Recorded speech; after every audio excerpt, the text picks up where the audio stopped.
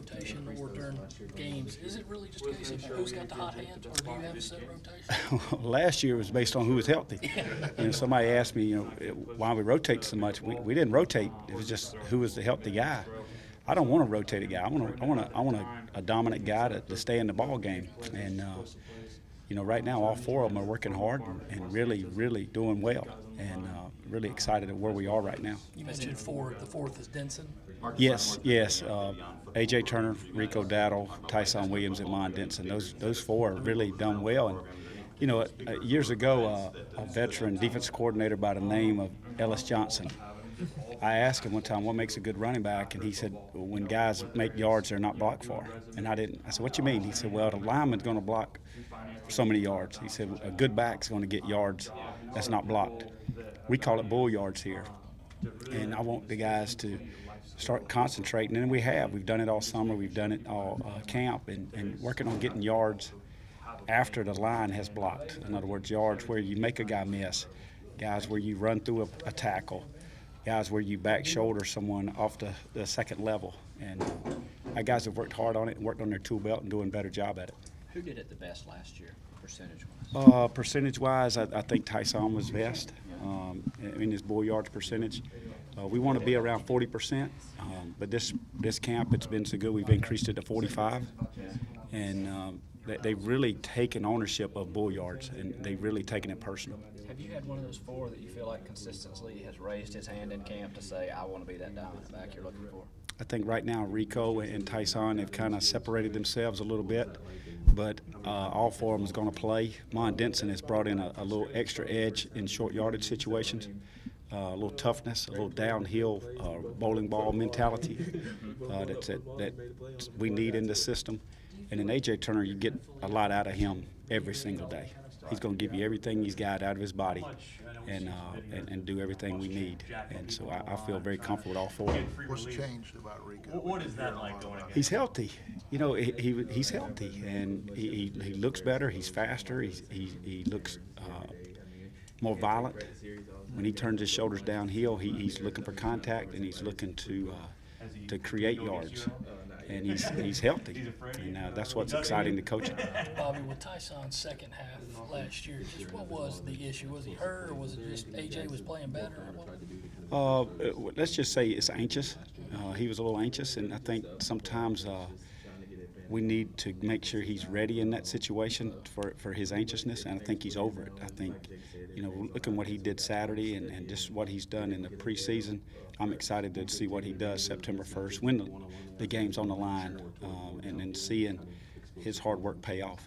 How has this offense and the tempo helped the running game? Well, it definitely helps because you get guys out of gaps, and guys stay on track. They're doing a good job staying on their tracks, and when people are out of gaps, I really think all four of them are talented enough to put it in the box, put it in the end zone, when maybe we've not had this type of depth since we've been here. I've been hearing a lot about the offensive line too. How have they performed as far as helping the running game? Well, you see the line of scrimmage move, you'll create run lanes, and they've done a good job. Coach Wolford does a tremendous job of getting those guys on their double teams and allows us to get behind the double teams to create run lanes. How happy were you coming out of Saturdays, or how did you feel coming out of Saturday scrimmage? I'm just glad we're able to run the football right now, especially early in the year. We've got a few runs that we feel very good about. I think our running backs want to call those running plays, and it's exciting to see the guys exciting about the run game. We talked about the cock of the walk. Well, if you're not running the ball, how can you be the cock of the walk? How can you be dominant if you're not running the ball? And we are running the ball now, so it's exciting to the running back room. What's the cock of the walk? Forgive me. Is that something specific that y'all reference? Yeah, there's a restaurant I went to years ago, and the name of the restaurant was the Cock of the Walk. I asked the manager, I said, obviously being from South Carolina, I wanted to know what that meant. And he said, well, it means that we're the best. So as I studied the term cock of the walk, we put it on a T-shirt. We put it in our every day. We start out with a cock of the walk run, which is a violent run, is all it is, an angry, violent run. where you're dominating your space, and we start off every meeting with a cock of the walk run. From like a previous practice or Previous something. practice or previous game, or even last year. I'll pull one off of last year. I'll even pull one off the NFL. So it doesn't have to be your guys necessarily. Doesn't necessarily have to be our guys, but somebody that we're going to emulate, somebody that we're going to copy, whether it be a lift drill or running over somebody, back shoulder cut, and just getting extra yards, which is a cock of the walk run. Bobby in Tampa last year, what would you say Rico was percentage-wise? 50, 75? Well, we had said he wasn't going to play. Right. And I know people have asked me, so you just tried to manipulate him and throw a smoke screen. We didn't think he would play. We really didn't. Didn't think he'd play in warm-ups. And I remember, I was coaching quarterbacks at the time, and Pat Washington on the headset said, "Coach, we're going to get Rico in?" I said, "Let's do it." So it kind of went that way, honestly. And you got to give our staff credit that where we just banked off each other and said, "Hey, let's put him in," and he made some plays. Obviously, he did that at less than 100%. How good do you feel that if he can stay that 100% all year, he can be that dominant back that you want? There's no doubt. If he's healthy and with the way he ran Saturday, he's going to have a good year.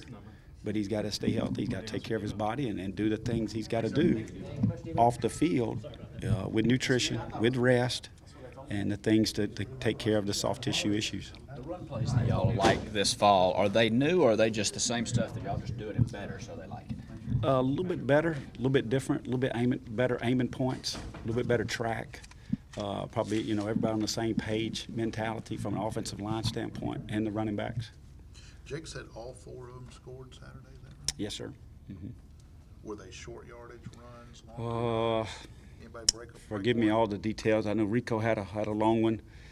Tyson had a long one. AJ and mines were more 10 to 8 yards range. What have you seen from Deshaun from spring to now, and what have you seen from Levante now that he's been on the field a little bit more? Starting with Deshaun's very talented, but we've got to, he's like a piece of clay right now. We're molding him. And, he played a lot of receiver in high school, probably played more receiver than he did running back. So between the tackles, he's never been forced to be downhill and use his body. He's 6'1", 227 pounds, but he's been out on the edge. So now he's in there with all the noise. So we've been trying to get him more downhill, more physical. Levante Valentine still working on his knee, getting rehab, going through walkthroughs. It really hasn't practiced much. Apologize. BMAC is saying that you guys, he kind of relied on you guys as like a sponge to kind of take things from everybody. What specifically did you kind of put his way when they were trying to revamp what this offense wants to be? Well, BMAC's a great leader, and he's at the table. He'll ask you, and he'll go in random order, and you better be ready because he'll just say, Coach Bentley, what you think about this? Coach Wolf, what you think about it? Coach Warner, what you think? And you've got to have your ideas ready, or he's just going to go right by you. But I think the fact that I've been in no huddle a long time, probably was one of the first ones doing it, and when you have experience in the no huddle, the tricks and the gimmicks of it, and it allows you to get defenses off tempo, off set, and they're not ready, and he allows us to give those ideas.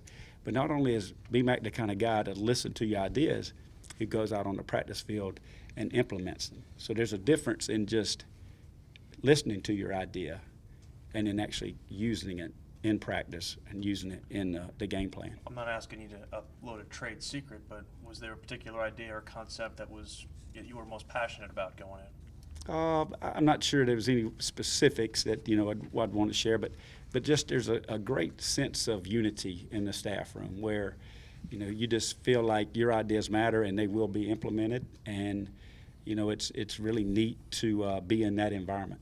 How much of a total organizational commitment does it take to truly, if you're going to be a no-huddle pace team, does it take everybody, including the defense, buying in? I mean, do you have to structurally change some things to fit around it? I think you got to be able to practice it, and if you're a defensive coach, it should help you because now you're getting to have guys go fast, and you may get misaligned, but it allows you to stay on your guys about going fast and being aligned properly. But it is a mentality for the whole staff, and even from the strength and conditioning program to all the way across the board. When you go fast, there may be some fast 3 and outs too. So there's a negative side as well. So. Is everybody in with both feet? Does it feel like everybody in the building is in with both feet to the we're going faster now? Oh yes, and we'll change tempos as well. It's not just you want to go fast. You want to be able to change it, so you're always in a chess match. Running backs have said that your holes look bigger, the protection looks better. How much of that have you noticed? I think it just boils down to we're better. You know, you're better up front. You're all 4 running backs are back. All the guys have more experience. They're better by default because you're older, and they're stronger, and they understand what's demanded of them too. When you get Debo kind of threatening the perimeter, how does that change dynamics in the box? Well, you've got Debo, Shy, and Brian, and I think they're a complement to any run game, whether it be an inside run or an outside run, because you've got to cover them. It's going to be hard for people to cover, the wideouts and handle the run game too, if we do our job as a backfield and as a line. Jake was highly complimentary of Shy Smith. What have you seen? What difference have you seen?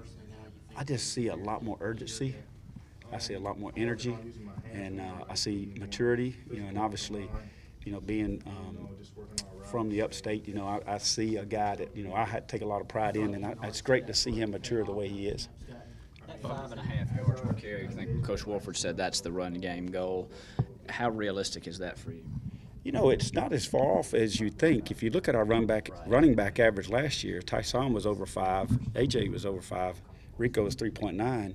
So if I'm a running back average, we're not that far off. I'm a team.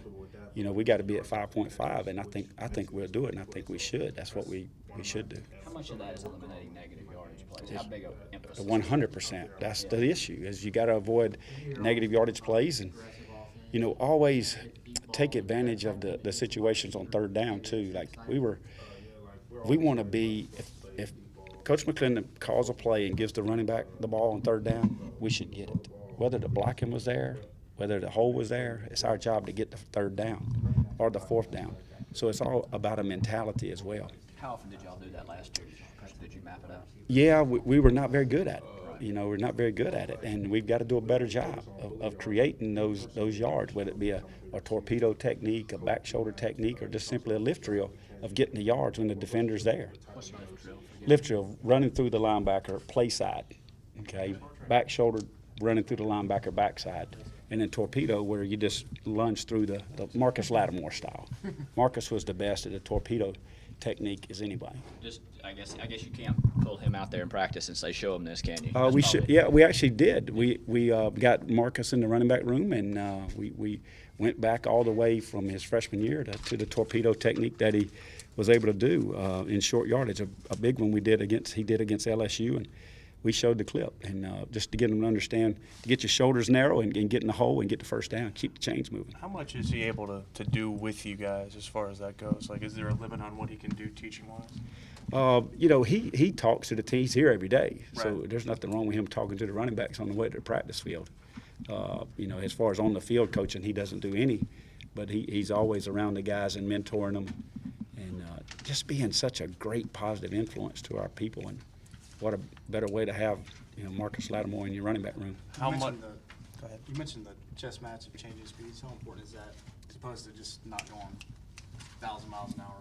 I think it's huge because now you can change the tempo, change your personnel, and then go fast with the same personnel, and then go in the same formation and go fast. So it's very important of understanding how to do all the different types of tempo instead of just one phase of it. How important is it for the running backs to increase their amount of explosive plays from last year to this year, and how have you guys tried to work on that going into this season? Well, it's in individual drills. We want to try to work on a spin move, stiff arm, the lift drill, the back shoulder, the torpedo, the low stiff arm. A lot of guys are low tackling now. Coming in low, so you want to stiff arm them and jump over them. You're just working on all those tool belt, those issues for your tool belt for game day. How much have you and the staff kind of worked to transform the perception of where this program is, and how good of a job do you think going into year 3 that you and Coach Muschamp have done? I think Coach Muschamp and our social media crew have done a tremendous job of changing the image and changing the dynamics of how we get our brand out there, and I think he's done a great job with that. Thank you, Coach. Thank you, guys.